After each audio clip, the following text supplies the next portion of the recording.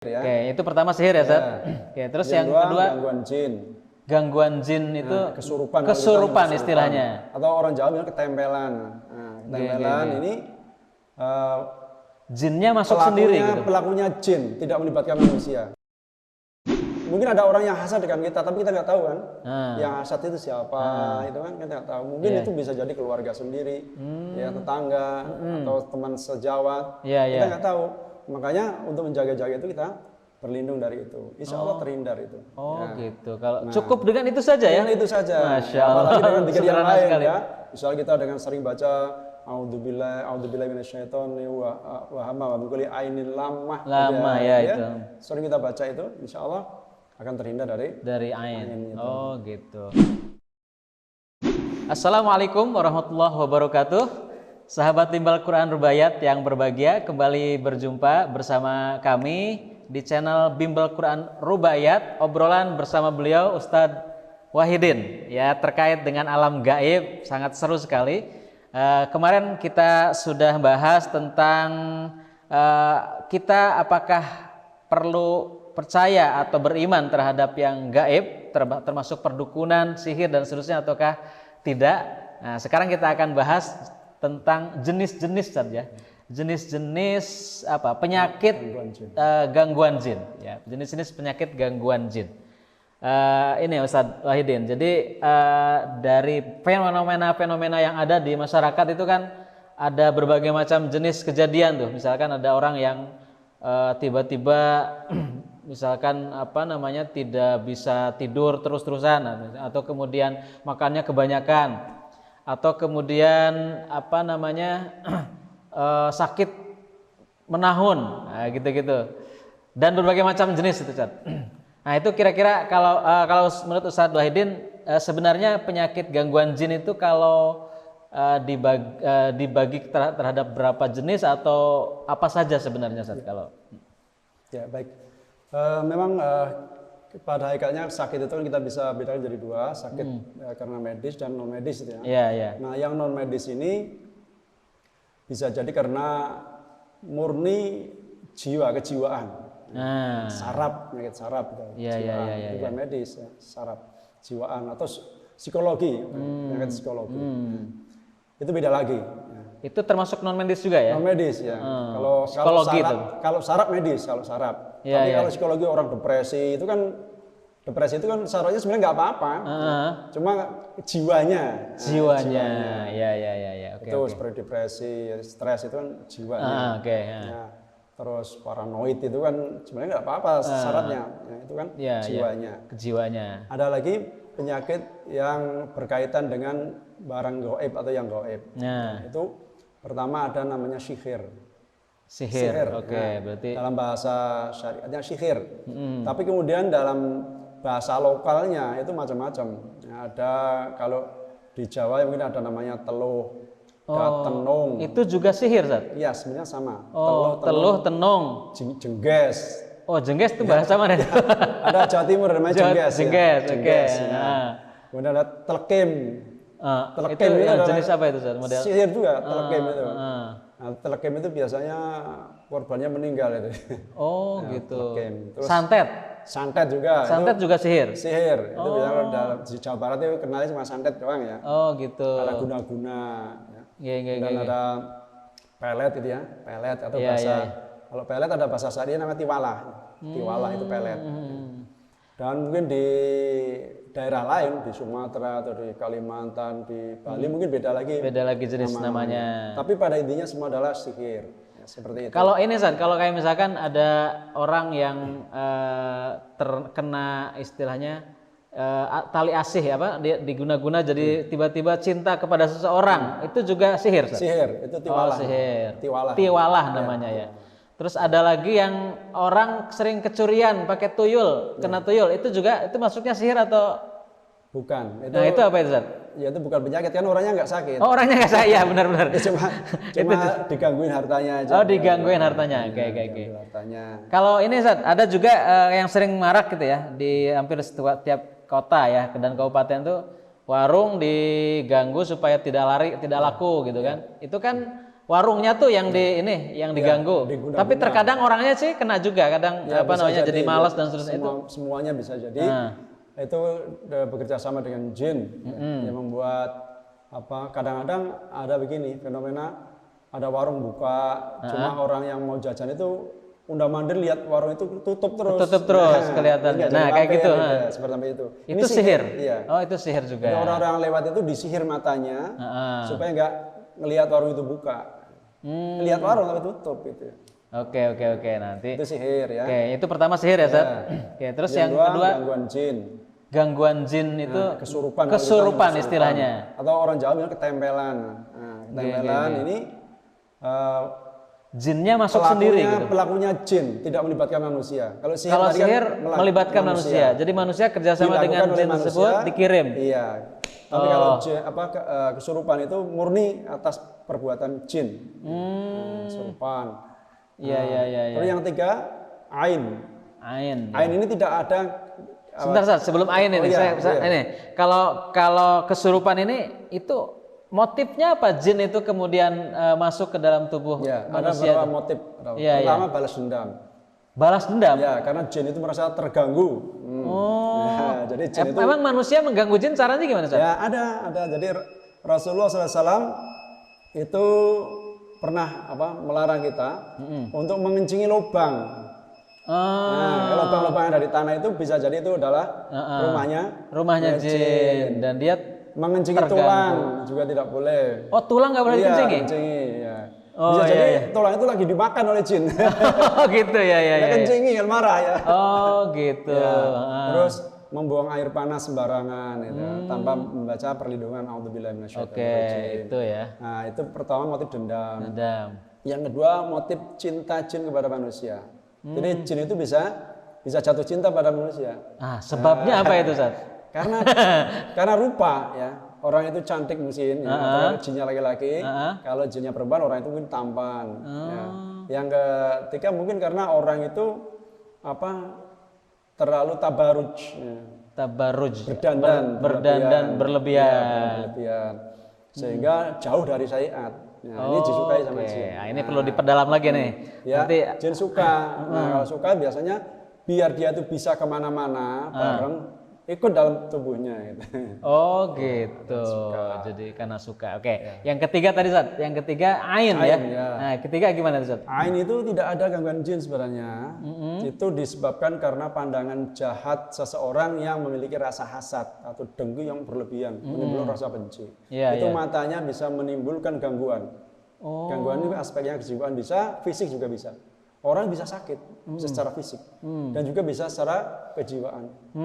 Makanya dalam surat salah satu Muawwidhatain ya, Falak itu min syarri hasidin idza hasad, min syarri hasid, dari kejelekan orang yang hasad. Loh, kok kejelekan dari orang yang hasad itu gimana? Oh, ternyata kita berlindung dari kejelekan ainnya tadi.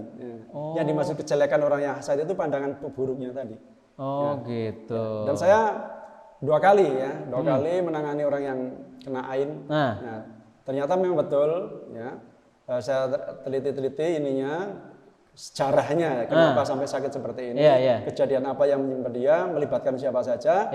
Nah, ternyata kesimpulannya orang itu kena ain. Kita terapi untuk menghindari ketemu dengan orang-orang yang punya ain itu atau pandangan jahat. Ternyata sembuh itu ya. Gitu. Tapi bisa disembuhkan intinya ya. Ain pun bisa disembuhkan ya. Cuman tetap pakai ruqyah juga tuh. Pakai ruqyah. Gitu ya. Nanti kalau untuk ruqyah nanti kita ada sesi khusus ya bahasnya. Pakai ruqyah juga. Gitu. Nah, terus gini Zat, yang jadi tanda tanya itu berarti kalau ada orang yang hasad kepada kita itu sangat mungkin kita itu terkena ain, gitu kan? Nah, pertanyaannya adalah hasad yang seperti apa sampai kita itu bisa terkena ain? Kemudian orang yang seperti apa yang walaupun orangnya hasad tapi nggak kena? Nah, itu yang seperti apa, Zat? Makanya tadi saya sebut singgung dari surat Al-Alaq tadi, surat Al-Falaq ya. Kita dianjurkan minimal dalam sehari itu membaca surat Al-Falaq, Al-Falaq, An-Nas, Al-Ikhlas. Al-Ikhlas itu 3 kali masing-masing tiap hari. Ya. Itu adalah sebagai perlindungan agar kita terhindar dari ain tadi. Oh, gitu. Ya, mungkin ada orang yang hasad dengan kita, tapi kita nggak tahu kan. Yang hasad itu siapa, itu kan kita nggak tahu. Mungkin itu bisa jadi keluarga sendiri, ya tetangga atau teman sejawat. Kita nggak tahu. Makanya untuk menjaga-jaga itu kita berlindung dari itu. Insya Allah terhindar itu. Gitu. Kalau cukup dengan itu saja ya? Dengan itu saja. Masya Allah. Apalagi dengan zikir yang lain sekali. ya. Misalnya kita dengan sering baca A'udzubillahi minasyaitonir wa hamma wa min kulli ainin lamah. Itu. Sering kita baca itu, insya Allah akan terhindar dari ain. Oh gitu. Nah terus masalah hasad tadi, hasad yang bagaimana tuh? Karena gini, misalkan ada seorang pemimpin yang nggak disukai oleh rakyatnya. Banyak sekali yang nggak suka dan sampai kemudian rakyatnya itu banyak hasad, istilah tanda kutip ya. Nah tapi jarang kejadian pemimpin yang kemudian kena ain rakyatnya. Ini beda. Itu gimana tuh? Kalau orang tidak suka terhadap pemimpin bukan karena hasad. Hasad itu ditimbulkan karena iri. Kan nggak mungkin rakyat iri ingin jadi presiden misalnya. Oh gitu ya. Nggak sukanya nggak sampai seberat orang yang hasad. Jadi kalau nggak suka ya karena nggak suka kebijakannya, ya nggak suka karena ya mungkin beda pandangannya dan sebagainya. Tapi itu nggak sampai seberat pandangan orang yang hasad tadi. Tapi kalau orang yang hasad itu bencinya betul-betul benci dan secara personal, secara individu.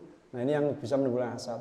Dan biasanya hasad yang menimbulkan ain itu adalah hasad yang bersifat duniawi. Oh gitu. Tapi kalau akhirat malah bagus ya. Ada orang punya harta banyak, tiap tahun pergi haji, dia nyantunin anak yatim di mana-mana, dia bangun pondok pesantren. Saya punya rasa ingin seperti itu, boleh-boleh aja. Iya. Tapi kalau duniawi, ya mungkin karena pembagian warisan tidak adil, atau mungkin saingan bisnis, ya. Atau nasib istrinya kalah cantik kan juga. Itu bisa jadi hasad. Nah, hasad yang seperti ini yang berbahaya. Iya. Tapi bagi orang yang hasad seperti itu, yang hasadnya sendiri dosa ya, Sad ya? Dosa ya. Di samping kalau ada terkena kepada orang yang dihasati itu, kasihan juga itu jadi sakit jadi, ya. Hasad itu sebenarnya sendiri dia itu kan orang dolim, tapi dia tuh lebih menderita daripada yang didolimi. Iya. Karena dia sakit hatinya terus menerus. Iya. Jadi kalau orang yang dihasati itu kadang nggak mempan, dihasati cuek-cuek aja kan nggak masalah. Tentu ngirin gua ngapain sih? Itu nggak apa-apa. Nah yang orang yang hasad ini kan sakit hatinya terus. Dia tersisa malam nggak bisa tidur, dengar tangganya yang dihasati itu Pajero misalkan, wah tambah sakit lagi. Ini kata ulama, orang hasad itu orang dolim tapi lebih tepatnya seperti orang terdolimi. Padahal dia yang dolim. Tapi seperti orang terdolimi. Ya, betul. Berarti penyembuhannya menyadarkan orang yang hasadnya berarti ya? Iya. Itu kalau kita tahu ternyata sakitnya kena itu. Nah, itu kalau yang sulit itu kalau seandainya ternyata nggak ketahuan ternyata sakitnya kena ain ya, Sad ya? Kalau nggak ketahuan ya tadi, pertama disembuhkan dulu. Kemudian diajarkan pada pasien untuk berlindung dari ain. Udah selesai itu. Gitu ya. Mau dia hasadnya ditambah dosis juga silakan aja. Gitu. Karena sudah tertolak. Udah berlindung dulu. Gitu. Baik Ustadz. Jadi tiga jenis gangguan manusia terhadap jin. Kalau tadi Ustadz sampaikan kalau tadi ada orang yang diganggu tapi bukan orangnya tapi hartanya. Seperti tadi pencurian pakai tuyul gitu kan. Tapi ada juga dulu saya pernah dengar katanya para pencuri-pencuri itu punya kanuragan tertentu supaya kemudian dia itu bisa tidak diketahui oleh sang pemilik rumah.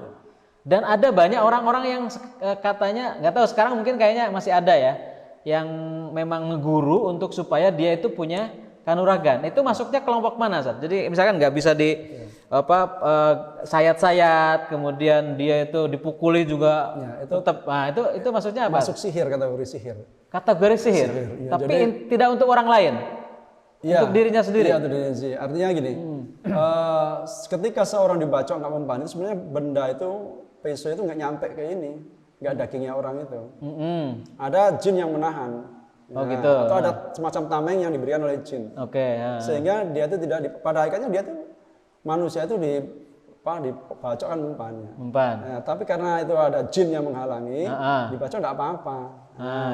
Itu ada namanya kalau dalam ilmu kesaktian itu disebut lembu sekilan. Lembu sekilan itu orang dipukul kelihatannya kena, tapi sebenarnya masih kurang sekilan. Sekilan itu segini nih. Gitu. Lembu sekilan dibacok kelihatannya kena, tapi sebenarnya nggak kena, masih kok ada jarak sekilan. Gitu. Jadi jenis sihir yang menghadirkan jin atau setan, tapi untuk dirinya sendiri. Untuk dirinya sendiri. Termasuk untuk menutupi jasadnya dari pandangan orang lain, kan sihir juga. Supaya nggak kelihatan, bisa terbang kayak gitu-gitu bisa saja. Hilang, kok tiba-tiba langsung hilang gitu ya. Gitu. Itu kalau ditutupi sama jin. Atau mungkin mata, ketika ada orang melihat, yang ditutupi matanya orang yang melihat itu. Matanya yang orang lain, atau dirinya sendiri yang ditutupi oleh jin. Gitu. Jadi tahu ini. Misal sekalian, jadi memang benar-benar nyata ada ya kondisi tiga fenomena. Bagaimana jin itu dihadirkan oleh dalam keseharian kita, entah dalam bentuk penyakit atau dalam bentuk kesaktian, entah dalam bentuk istilahnya itu tadi daya guna, tipu daya ya, tipu daya seperti kayak model tadi ya, tuyul yang memaling ya, mencuri, kemudian juga atau pencuri yang mencuri barang milik orang di rumah atau dan seterusnya, itu juga tipu daya saja, tipu daya. Dan itu terdiri dari 3, yaitu sihir, kemudian kesurupan, dan yang ketiga ain. Ya, untuk lebih jelasnya kita akan terus mengikuti obrolan-obrolan ini dengan Ustadz Wahidin. Kita akan coba kupas satu persatu gitu kan, jenis-jenis sihir yang tadi disebutkan itu bagaimana kemudian cara menanggulanginya, termasuk nanti kita mungkin bisa ngobrol juga dengan beliau gimana tentang meruqyah ya, bagaimana mengobati diri kita, mengobati orang lain, membantu orang lain untuk mengeluarkan 3 jenis tipu daya tadi. Ustadz Wahidin, terima kasih atas obrolannya pada kesempatan ini. Ini sangat bermanfaat sekali. Dan pemirsa sekalian, saya kira cukup sampai di sini dulu. Bisa dilanjutkan terus ya tontonannya ini untuk disetel atau diputar di rumahnya masing-masing atau di handphonenya masing-masing. Jangan ketinggalan di channel Bimbal Quran Rubaiyat. Demikian, wassalamualaikum warahmatullahi wabarakatuh. Waalaikumsalam.